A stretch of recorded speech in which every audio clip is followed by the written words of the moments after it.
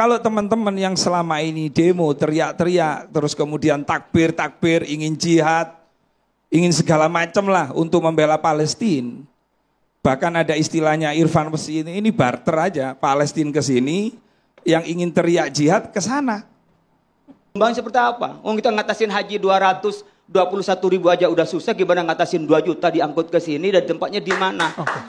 Yakinkah kita akan menerima mereka? Karena urusan pagar laut aja nggak selesai-selesai itu urusan di antara kita sendiri. Apalagi nanti ada urusan dari negara lain datang di kita tampung dengan semua lembaga internasional terlibat. Jadi Shalom Sobat Layar Kesaksian, seperti yang telah kita saksikan dalam cuplikan video di depan, di mana saat ini hangat perbincangan mengenai adanya isu pemindahan 2 juta warga Gaza ke Indonesia. Orang-orang Indonesia mulai panik sepertinya karena mereka yang berteriak-teriak selama ini mulai khawatir dan memikirkan kemana akan mereka tempatkan 2 juta warga Gaza. Seperti apa? Kita saksikan perbincangan hangat berikut ini.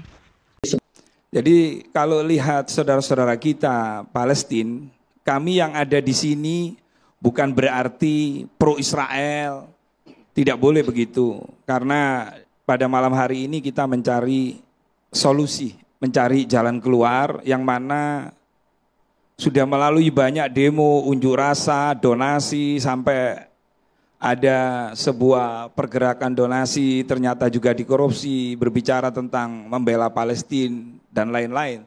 Tapi hasilnya malah tanah Palestina semakin mengecil kan begitu. Nah, ketika ada usulan dari utusan dari Donald Trump, kita tidak bisa menyimpulkan atau bersuudon karena mungkin itu adalah alternatif atau wacana. Kalau kita suudon maka tidak akan selesai-selesai yang namanya Palestina maupun Israel itu. Nah, jadi ketika saya ditanya seandainya warga Palestina yang sudah babak belur, yang ibaratnya mempertaruhkan nyawanya, wis tola-tole nggak nemu, lalu kemudian PBB juga hadir untuk itu, kemudian Indonesia menerima, warga Palestina menerima, maka berilah ruang, kesempatan untuk menunjukkan kita pada dunia. Ini momentum loh bagi Pak Prabowo, bagi Presiden. Kalau memang ini nyata, saya sebagai warga Indonesia, orang Islam, yang memang mencintai damai, yang mencintai Palestina, maka ini harus kita terima. Biar tahu bagaimana Indonesia dan bagaimana Indonesia menunjukkan kepada dunia bahwa yang namanya kemanusiaan itu lebih utama daripada ngomong kemerdekaan, tapi akhirnya tenggelam, mati semua. Gus Rofi tidak mencium maksud terselubung, Gus. Kalau kita ketika wacana itu bagus lalu kita suudon terus, nggak akan selesai-selesai, Pak. Ini kan akibat tidak selesai, ini kan karena dari pihak Israel suudon, dari pihak Palestina suudon, pendukungnya juga sama-sama suudon, akhirnya yang babak belur adalah warga Palestina itu, gitu loh. Jadi kalau teman-teman yang selama ini demo, teriak-teriak, terus kemudian takbir, ingin jihad, kepada pemerintah, terutama Presiden Prabowo yang baru dilantik 20 Oktober kemarin untuk mengirimkan pasukan jihad untuk membela saudara-saudara kita yang ada Palestina. Karena hanya dengan jihad sajalah Yahudi itu bisa dikalahkan. Ingin segala macam lah untuk membela Palestina. Bahkan ada istilahnya Irfan ini barter aja, Palestina ke sini, yang ingin teriak jihad ke sana. Kalau untuk ingin mempertahankan kemerdekaan yang katanya itu, bukan berarti begini. Ketika warga Palestina itu misalnya, dan itu pasti direlokasi di Indonesia, misalnya di IKN. Itu kan masih kurang banyak orang itu IKN. Betul nggak? Terus tempat yang layak, biarkan dia dalam tiap harinya tidak memikirkan. Di sana itu beda. Kalau di sini mungkin kalau yang masih muda-muda ini maling menunggu WA pacarnya. Kalau di sana menunggu kapan bom ini meledak di depan kita. Di Palestina itu pikirannya begitu, dan juga begitu sebaliknya di Israel. Ketika Palestina didukung oleh pihak lain, pasti yang dipikirkan itu. Maka solusi yang terbaik adalah dengan ide-ide dari misalnya. Saya yakin ketika Donald Trump mengusulkan itu melalui utusannya, pasti dia menjaga itu. Kalau misalnya ada kecurangan untuk menguasai itu, maka ada sanksi. Pasti tokoh-tokoh dunia akan bicara bahwa Anda curang. Ternyata Anda ingin merelokasi warga Palestina, ternyata niatnya untuk mencaplok itu. Nah, jika tidak ada pilihan, maka selamatkan nyawanya dulu, selamatkan jiwanya dulu, sambil menata, sambil melakukan lobby-lobby tingkat tinggi yang sekiranya menuju betul-betul perdamaian dunia. Oke, ini berarti momentum besar untuk Indonesia. Kita bisa melihat kondisi di sana, orang mencintai negerinya kok disuruh keluar. Apalagi sudah gencatan senjata. Kan harusnya bisa dilibatkan dalam perbaikan di sana, bukan dijauhkan apalagi ke Indonesia. Ada yang lebih dekat, kalau bicara lebih dekat. Saya ingin mengurai dari bahwa dalam pemerintahan itu kembali kepada kemaslahatan. Bukan hanya sekedar kita menunjukkan kebaikan kita di mata dunia. Maslahatnya apa? Pasti damai. Sekarang sudah ada gencatan senjata. Nah kalau sudah damai kan berarti nggak ada bom. Tapi yang sering melanggar itu dalam perjanjian adalah Israel. Kemudian orang semua menjadi rahasia umum dan umumnya rahasia bahwa senjata dari Amerika.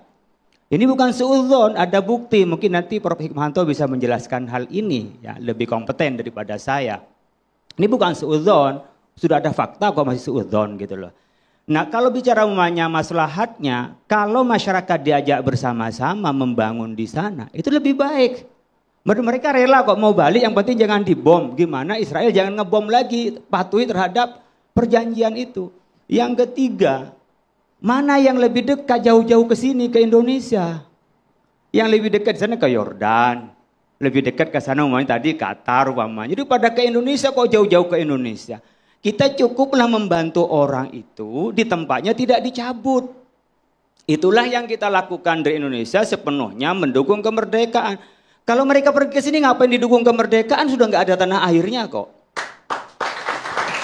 Jadi mari kita berpikir realistis, kita ini melihat apa yang memang nyata. Dan kalau terjadi ke sini, yang jadi ke sini kita bukan penerima untuk pengungsi loh. Itu hanya transit. Kita nggak dalam negara kita tidak meratifikasi untuk jadi tempat pengungsi, tapi hanya menjadi transit saja.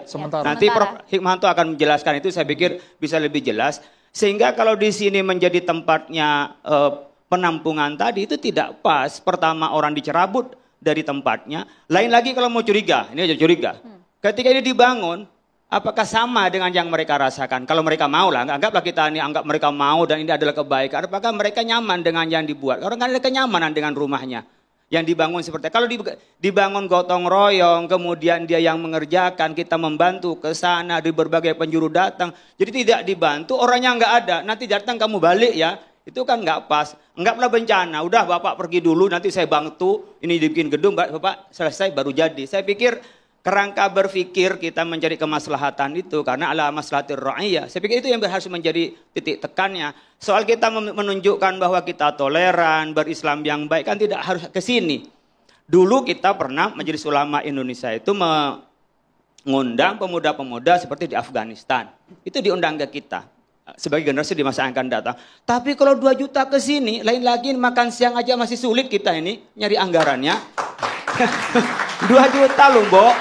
Terus rumah siapa yang mau ditempatin? IKN jadi tempatnya banyak, tempatnya IKN, tempatnya pengungsi. Apa iya IKN mau jadiin pengungsinya yang 2 juta itu layak nggak kita pikirkan taruh di sana? Jadi sebenarnya aspek peraturan kita juga tidak tepat, aspek kemaslahatan tidak tepat. Kalau saya usulkan yang tengah benar-benar tengah gitulah, kalau memang mau tengah, PBB aja tidak ngangkat sini kok. Netanyahu dibilang sebagai penjahat perang nggak bisa dilaksanakan kok. Orang tidak sampai minta ditangkap, ada pengadilan dan bukti hukum seperti itu. Nah, ini bukan suudzon ini realistis dan semakin kecil itu kan bertanda penguasaan. Dan itu dihancurkan seperti itu ke manusia. Sekarang ada berapa bom? Ada 3.016 pembantaian di sana. 46.000 lebih orang yang meninggal. Iya, kalau yang ini datanya Pak Hikmahanto tadi 45, kalau saya baca ada 46.000 loh. Berapa kali dari 2 juta itu? Gelombang seperti apa? Oh, kita ngatasin haji 221.000 aja udah susah, gimana ngatasin 2 juta diangkut ke sini dan tempatnya di mana? Nah, jadi gak realistis menurut saya hal seperti ini. Oke. Izin menambahkan. Siap. Ya, izin menambahkan, mohon maaf sekali ya, karena apa yang disampaikan oleh Gus Rofi itu sangat mirip pola pikirnya dengan pola pikir priai kolaborator zaman Belanda dulu. Kenapa saya bilang demikian? Karena mereka itu sudah sangat nyaman dengan kondisi kehidupan kolonial saat itu. Mereka bekerja sama dengan Belanda, kemudian mereka mendapatkan berbagai privilege dari Belanda. Ketika kemudian ada pejuang kemerdekaan Indonesia, kemudian mereka itu merasa posisi mereka itu tercerabut, sehingga mereka itu lebih kayak, ya gimana kalau kita damai aja gitu ya. Kenapa kita harus menumpahkan darah seperti itu? Padahal sebenarnya intinya dari sinilah kita paham kenapa ada ungkapan merdeka atau mati. Kenapa ada ungkapan ish kariman au mut syahidan. Atau ungkapan kalau dalam bahasa Yunani eleftheriai thanatos. Bagaimana kita bisa memilih mati atau merdeka, itu pilihannya. Dan kita tahu dari sini kenapa warga Gaza akhirnya mereka meninggal, mereka kemudian mengalami berbagai genosida. Ini adalah berbagai bentuk dari pengorbanan untuk memulai kemerdekaan. Kita tahu inti kemerdekaan dari situ. Mengapa? Itulah kenapa kita harus terus menghargai jasa pahlawan kita terus mengenang mereka, karena itulah mati atau merdeka. Dan bangsa yang terjajah itu tidak pernah memiliki punya pilihan. Pilihan bagi bangsa yang terjajah adalah sebuah kemewahan. Jadi intinya kita cuma punya 2 pilihan ketika kita dijajah, merdeka atau mati. Gus Rofi, ditanggapi singkat. Baik, terima kasih Yai Khalil Nafis dan Mas Kris ya. Jadi saya tadi kan sudah nyampaikan, jika memang warganya ya, itu garis besarnya di situ. Ini ada tawaran nih, ada wacana nih dari Donald Trump. Ya, kalau kita niatnya suudon, ya jelek, pasti pikiran kita jelek. Nah, kalau warga, tadi saya bilang, ketika ada 2 pilihan, nyawa, keselamatan, jiwa, atau tanah, maka yang terbaik adalah menyelamatkan nyawa. Nah, yang demo itu kamu lihat nih, orang mencari duit dari donasi atas nama Palestina, itu luar biasa dapatnya. Sampai dikorupsi, ditangkap oleh Bareskrim. Jadi nggak perlu ragu deh untuk bantu rakyat Palestina kalau memang keinginan warga Palestina, keinginan PBB, dan keinginan Presiden Republik Indonesia. Terima kasih. Jadi gini, ini kan bukan persoalan kita tidak membantu, tapi cara membantunya itu seperti apa. Kita tahu bahwa Indonesia adalah yang paling getol membantu Palestina. Mana yang lebih utama, orang Palestina yang ke sini atau Israel yang menghentikan serangannya? Kalau ingin membela, ingin menciptakan kedamaian di Palestina, di Gaza itu, bukan orang Palestina yang disuruh pergi. Israel itu suruh patuhi terhadap kesepakatan gencatan itu, kemudian dibangun bersama-sama. Boleh ditanggapin? Boleh. Ya, silakan. Silakan, Pak. Saya mau Langsung. tanggapi tentang sepertinya Israel ini jadi tokoh jahat gitu ya. Padahal 2005 Israel keluar dari Gaza. 2005 Israel keluar dari Gaza, memberikan Gaza untuk Palestina, otoritas Palestina. Yang berkuasa adalah Fatah. Justru Fatah digulingkan oleh Hamas. Dan sejak 2006 itu Gaza menjadi basis teroris. Nah, kalau mau dibilang merdeka atau mati, pilihan saya adalah orang Gaza harus bisa hidup berdampingan dengan orang Israel. Jangan kirim rudal, jangan bangun terowongan. Semennya dibikinlah rumah sakit, sekolah, bikin jalan, lapangan pekerjaan. Bapak Ibu, ada 10.000 orang Gaza bekerja di Israel sebelum 7 Oktober. Saya saksi mata, saya pernah ke Kibbutz Nirim melihat seorang muslimah dari Gaza kerja di Kibbutz Nirim. Kibbutz Nirim jadi korban teror 7 Oktober 2023, 4 orang tewas. Nah, Bapak Ibu semua, Gaza kalau dibangun dengan baik, dengan benar, maka Gaza itu bisa menjadi seperti Singapura dengan pantai Mediteranianya yang indah. Gaza bisa jadi seperti Dubai, seperti Hong Kong. Pertanyaannya, Hamasnya mau nggak? Kalau Hamas sekarang sudah bertransformasi menjadi Hamas yang mau hidup berdampingan, saya sih oke-oke aja. Orang Gazanya nggak usah direlokasi. Jadi kalau mau dibilang Israel ketakutan dengan populasi Arab, enggak. Buktinya apa? Orang Arab di Israel itu ada. Dan mereka bisa jadi anggota Knesset, mereka bisa jadi dokter, jadi insinyur, mereka bisa jadi apapun yang mereka mau. Oke. Dari pembebasan kita belajar baik dari Israel maupun Palestina bahwa memang kemanusiaan itu adalah tunggal yang sempat saya sampaikan di awal. Kita nggak bisa atas nama korban mengatakan di Israel lebih sedikit, di Hamas lebih sedikit. Iya. Ini bukan soal statistik. Bukan statistik, soal rasa itu, soal perasaan, soal kemanusiaan. Dan kita lihat bagaimana 3 orang yang dibebaskan sama rasanya dengan yang 90 orang dibebaskan. Terutama keluarganya. Mereka begitu dibebaskan luar biasa. Jadi ini menurut saya harus menjadi sebuah acuan kita di dalam bergerak di dalam ini semua. Bahwa kita ingin kemanusiaan yang bulat, yang utuh. Bukan yang kemudian ini manusiawi kalau kepada golongan tertentu. Tapi tidak berlaku bagi golongan yang lain. Nah oleh karena itu catatan saya yang keempat. Ini pada akhirnya yang saya belajar dari genjatan senjata. Tidak ada hal positif yang saya masukkan di catatan keempat. Kalaupun harus berkontestasi, mari berkontestasi secara positif, bukan secara destruktif. Apa contohnya? Kontestasi apa maksudnya? Antara Israel dengan Hamas atau Palestina? Boleh, dengan siapapun kita boleh berkontestasi, tapi jangan dalam bentuk hancur-hancuran begini. Dan ini sebenarnya waktu mau pembebasan ada kontestasi itu. Sekarang ini kan kayak semacam kontestasi siapa yang paling berkomitmen. Masih ingat kenapa ini lambat sampai 3-4 jam dari 8.30 waktu setempat? Karena Hamas dianggap oleh Israel tidak komit karena tidak memberikan 3 daftar nama. Lalu Hamas kasih keyakinan bahwa kami komit, mohon maaf karena memang ada keterlambatan. Bagi saya ini positif. Kalau kita mau berkontestasi, ayo kontestasi secara positif, bukan dengan ngebom ke sana kemari. Ayo, ini dalam konteks samawi ya. Saya katakan ini adalah keluarga, Kristen, Islam, Yahudi keluarga, dan itu adalah perjuangan saya terus terang secara pribadi. Itu satu keluarga memang. Memang yang paling sering berantem itu karena saudara kan? Karena saudara. Satu keluarga. Jadi bagus kalau ini dikembangkan kontestasi positif. Ayo kita jaga perdamaian, jangan biarkan orang untuk menjadi saling bunuh. Daripada kontestasinya negatif dalam bentuk peperangan. Dan tugas Anda bertiga untuk juga ikut berkontribusi. Saya ke Bu Koni dulu. Bu Koni, meski kadang saya berpikir pribadi ya, apa tidak fair gitu ketika melihat Gaza itu sudah luluh lantak seperti itu, kemudian akhirnya kita damai setelah habis-habisan genosida, maafkan istilah saya gitu kan. Tapi dalam perspektif militer bukan soal menang kalah. Apa yang bisa disampaikan Bu Koni?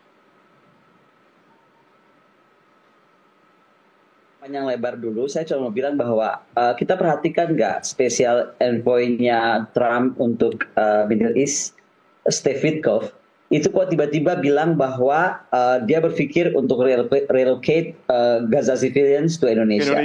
Itu adalah statement yang menurut saya nggak main-main dan kita harus pikirkan serius. Karena pertama, kenapa ide itu muncul? Apakah karena melihat begitu semangatnya Indonesia untuk memerdekakan Palestina dan menyelesaikan masalah Palestina? Tapi buat saya ini kalau toh ini diterima, nanti mungkin Bapak Dirjen dari Kemlu bisa lebih jawab, bisa jauh lebih baik. Tapi intinya buat saya ini mungkin bisa jadi masalah baru. Karena dari satu perspektif tentang ide Witkoff ini bisa juga dianggap bahwa terjadi pengurangan orang Palestina dari area Palestina, itu nomor satu. Yang kedua, yakinkah kita akan menerima mereka karena urusan pagar laut aja nggak selesai-selesai itu urusan di antara kita sendiri. Apalagi nanti ada urusan dari negara lain datang di kita tampung dengan semua lembaga internasional terlibat. Jadi sebelum kita bahas lebih jauh, saya mau ingatkan dulu tentang statementnya Steve Witkoff karena itu menurut saya lebih penting. Bahwa tentang senjata-senjata ini, kalau saya kaitkan dengan pertanyaan pertama tadi, saya tuh agak ragu ini bisa lama berjalan. Karena bagaimanapun juga kita harus memahami, siklus ini kan berulang. Bahwa senjata ini terjadi, terima kasih, thanks God it happened. Tapi siklus ini tuh berulang. Ada beberapa masalah akar yang tidak pernah selesai, yaitu bagaimana sengketa wilayah, hak pengungsi misalnya, dan akses terhadap sumber daya itu menjadi masalah yang akan muncul. Lalu ada kurangnya kepercayaan dan komunikasi antara mereka, pengaruh ekstremisme. Ketika saya ngomong ekstremisme ini nggak bicara soal bagaimana kelompok garis keras Hamas aja di Gaza, tapi juga tentang kelompok sayap kanan di Israel yang banyak juga komplain tentang ceasefire ini.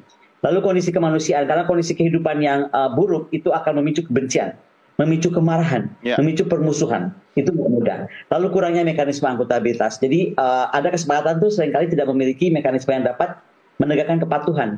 Nah itu juga akan menjadi masalah dan bagaimanapun mediatisasi dari dukungan internasional itu perlu. Saya merasa agak berat ini untuk bertahan lama. Sekali lagi mohon maaf, sekali ini saya agak half full ya melihat masalah ini. Karena ada pertukaran tahanan sandera yang nggak seimbang. Bayangkan Hamas sepakat membebaskan 33 sandera Israel. Selama 6 minggu sebagai imbalan Israel akan membebaskan 2.000 tahanan Palestina. 33 compare to 2.000. Itu jauh sekali bedanya. Sehingga tantangan pertama saja sudah terjadi komplain tentang pertukaran yang tidak seimbang. Ya kan, ini sudah ada banyak perdebatan. Kalau kita baca kritikus sudah memicu perdebatan. Karena kalau begini, ini ada kesepakatan ini pertama tidak fair. Kedua adalah akan memperkuat kembali Hamas, memberi mereka peluang untuk berkumpul kembali, melanjutkan aktivitasnya. Ini sekali lagi dari perspektif keseimbangan ya. Saya nggak belain Hamas nih. Soal orang suka jadi salah baca seolah-olah saya menuduh Hamas atau membela Hamas. Saya cuma ceritakan tantangannya apa. Kita mesti positif thinking, tapi sekali lagi nggak mudah. Bagaimanapun jalan menuju perdamaian ini sudah terbuka, ya kan? Tapi untuk lebih permanen, ini kerangka kerjanya harus serius. Untuk betul-betul buat ini permanen itu kerangka kerjanya harus serius. Dan bagaimana kemudian kita harus bersyukur dengan ini dibuka seperti tadi disampaikan, bantuan kemanusiaan sudah bisa masuk karena ini yang sangat banyak dibutuhkan.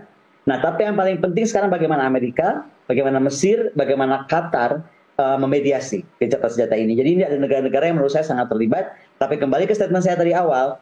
Kalau sampai ide memindahkan beberapa orang Palestina ini ke Indonesia, ini PR besar untuk Kemlu, PR besar untuk Menlu baru, PR besar untuk Presiden Prabowo.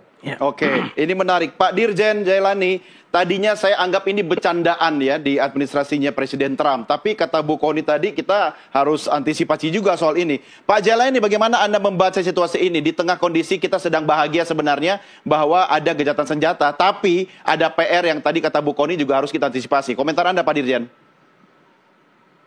Terima kasih Mas Doni. Pertama-tama kalau diperkenankan saya ingin menyampaikan terlebih dahulu bagaimana pandangan dan sikap Indonesia terhadap kesepakatan gencatan senjata yang silakan, Pak. dicapai. Kita pastinya sebagaimana telah disampaikan oleh Kementerian Luar Negeri, kita mendukung dan menyambut baik semua upaya untuk menghentikan kekerasan. Dan apalagi mewujudkan perdamaian. Mengenai pernyataan sepihak yang disampaikan tadi, ada wacana untuk mengirim pengungsi, saya tidak tahu persis itu beritanya dari mana, bahwa untuk menyelesaikan persoalan rekonstruksi Gaza, maka rakyat Palestina sebagian akan itu kita tidak menginginkan setiap upaya untuk mengosongkan wilayah Palestina. Karena upaya ini bukan baru sekarang ini dicoba, sudah ingin dicoba beberapa kali dalam waktu yang lalu. Dasar kita beragama paling tidak sebagai Muslim, sebagai Kristen, sebagai Yahudi yang kurang lebih value-nya sama. Ini tentang bagaimana kita merasakan persaudaraan itu. Ini soal kemanusiaan. Kemanusiaan adalah agama kita bersama. Tapi saya jadi ini lagi nih, skeptis lagi tadi. Kembali ke Bu Kony gitu kan. Karena kalau tim transisi Bu Kony yang bilang, ya saya nggak tahu ya kalau di Amerika mungkin, bukan mungkin ya, pasti serius dong itu. Kalau tim transisi mengatakan bahwa idenya nanti akan membawa orang-orang Palestina atau Gaza kemudian salah satunya ke Indonesia. Wah, ini PR-nya Pak Dirjen, ya kan, Mas Hasib juga akan tambah banyak. Saya tidak bisa membayangkan kalau dulu kita kedatangan manusia perahu dikasih satu pulau. Kalau ini pasti berbeda. Yakinkah Anda, Bu Kony, ini akan kemudian dikerjakan secara serius oleh administrasi Trump? Kalau iya, apa yang harus kita lakukan? Saya kira gini ya, dalam level seorang special envoy dari seorang presiden, dia nggak mungkin ngomong sembarangan. Apalagi disampaikan di NBC dan di Jerusalem Post. Jadi ini bukan gosip, ini statement resmi dari Steve Witkoff bahwa dia akan melakukan population regulation proposal. Bahwa kemudian belum diterima Kemlu, that's another story. Tapi ini sudah disampaikan beliau secara resmi di NBC dan juga di Jerusalem Post hari ini jam 6.30 waktu Israel. Jadi kalau saya melihat itu sebagai sebuah sikap serius. Tetapi lepas dari itu juga, saya rasa selain memang akan jadi PR besar dan kita harus siap-siap untuk menerima PR itu kalau kita memang mau menerima. Saya juga mau mengingatkan tentang kompleksitas masalah ini. Kita mesti berterima kasih sama Trump. Seperti saya bilang, Trump ini selalu punya ide-ide menarik gitu untuk menyelesaikan masalah Timur Tengah dengan Jerusalem Accord. Kemudian sekarang dia bisa mendorong Netanyahu atau menekan Netanyahu untuk kemudian mengalah ya. Tapi jangan lupa ada senator Lindsey Graham di sana yang mendesak pemerintahan yang akan datang ini lepas dari masalah Israel Palestina, itu juga harus meliputi kasus Timur Tengah lebih luas. Misalnya apa? Lindsey Graham tuh bilang bahwa program nuklir Iran mau beresin sekalian, jangan cuma ini. Yeah. Nah, kalau ini yang terjadi, maka menurut saya ini akan dampaknya ini bukan saja si ceasefire ini menjadi punya tantangan baru, tapi apapun kebijakan Timur Tengah, termasuk terkait gencatan senjata ini, akan kemudian dikaitkan ke Iran. Ini membuat juga masalah baru lagi. Karena sekali lagi melihat Timur Tengah kan nggak cuma Israel Palestina, tapi bagaimana sikap Amerika terhadap Iran yang selama ini kita tahu seperti apa. Jadi perubahan dinamika ini, kemudian bagaimana kebijakan Biden masuk kemudian kebijakan Trump ini, saya cuma berharap perubahan kabinet yang sedang terjadi di Amerika ini mampu melahirkan kerjasama yang lebih serius menengahi gencatan senjata ini. Tapi sekali lagi tentang buat saya pribadi, karena kita orang Indonesia, pernyataan Steve Witkoff ini nggak main-main, dan dia ini juga bukan saja kita harus kaget, even di sana juga kaget. Ini kan kebijakannya seperti kontroversial. Nah, apa tadi? Apakah untuk alokasi dan mengurangi populasi Gaza? Itu yang kita mesti pertimbangkan. Atau mungkin Bu Kony ya, bahwa ini adalah upaya perang gaya baru tanpa melibatkan militer dengan tujuan merelokasi, memindahkan, ya membuat orang-orang Palestina itu pergi dari tanahnya, begitu? Depopulisasi, Pak. Kalau saya boleh potong ya, depopulisasi. Ini adalah sebuah kebijakan yang kalau kita lihat dari strategi perang nih, mungkin mengadakan depopulisasi terhadap orang-orang di sana di Gaza. Ya, artinya kalau itu terjadi, sebenarnya tujuan Israel akan tercapai, Mas Hasib ya. Ya, sekali lagi kalau memang itu bisa dilakukan, itu akan mencapai tujuannya. Walaupun tadi yang kita baca ya, analisanya, ini tujuannya untuk mengusir paksa, bahasa lainnya, entah atas nama solidaritas ke Indonesia, atau jangankan ke Indonesia jauh-jauh, bahkan ke Mesir, ke Yordan yang bertetangga, mereka nggak mau. Walaupun memang perbatasan nggak dibuka. Betul. Jadi hari ini yang kita bicarakan, ini kalau kita mau belajar, ada cinta nasionalisme yang sedang dipertontonkan juga oleh orang-orang Gaza, orang-orang Palestina. Dan sebenarnya dalam konteks nasionalisme itu adalah wajar. Semua bangsa mempertahankan tanahnya dengan darah. Nggak ada bangsa manapun. Di Indonesia kita bertahan dengan darah. Ya, namanya juga tanah tumpah darah. Nah, tanpa tumpah darah, bukan tumpah air gitu ya. Jadi ini tanpa tumpah darah. Pasti akan dipertahankan. Dalam konteks itu, ketika kita melihat orang-orang Gaza, orang-orang Palestina bertahan, maka sebenarnya itu kewajaran sebagaimana dilakukan oleh orang-orang Israel, orang-orang Amerika, orang-orang Eropa, orang-orang Indonesia. Nah, oleh karena itu yang saya bilang tadi, ayo kita kembalikan kepada, saya sekali lagi merasa miris tentang ini semua, karena kita dipandu dengan yang saya sebut sebagai nilai-nilai kemanusiaan dan kemodernan yang tidak berpihak itu. Dan kenyataannya dalam konteks realitas Gaza, itu nilai kita tidak bulat lagi. Kalau bangsa lain boleh merdeka, kenapa Palestina kok susah untuk dikatakan merdeka saja? Ya, tapi jangan lupa, perang adalah bisnis juga kan, kalau kita bicara itu dia, soal Israel-Palestina. Kalau kita bicara kepentingan, ya semuanya punya kepentingan gitu. Tapi kan tetap aja kita dipandu oleh nilai. Sekali lagi, seandainya bukan kita hidup di zaman sekarang, hidup di zaman abad pertengahan, silakan. Memang eranya kita begitu. Tapi ini atas nama modernitas, atas nama pluralisme, atas nama kemanusiaan, toleransi.